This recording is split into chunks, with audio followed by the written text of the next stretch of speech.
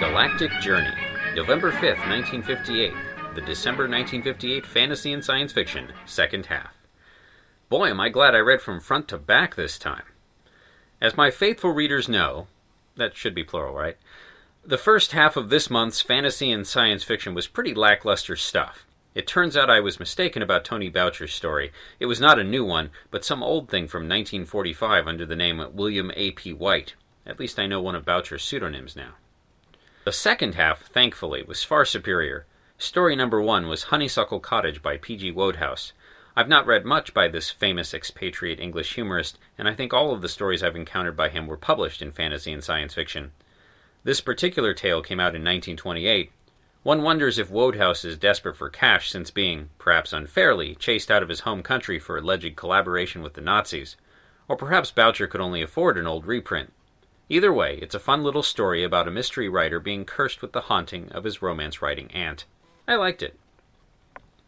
Wish Upon a Star by famed anthologist Judy Merrill is an excellent story about coming of age on a generation ship. For those not in the know, a generation ship is a starship, generally traveling slower than the speed of light, designed to colonize a planet after a journey of many tens or even hundreds of years.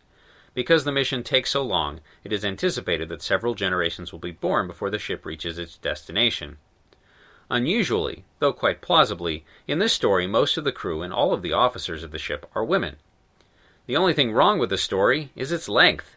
I would love to have seen a novella or full-length novel on the topic. By Miss Merrill, preferably. Though Boucher no longer edits F&SF, he still does the book review column. He spends most of it praising Theodore Sturgeon, but expressing his dissatisfaction with The Cosmic Rape. This, Sturgeon's third novel, is an expansion on the novelette To Marry Medusa, which appeared in Galaxy a few months ago.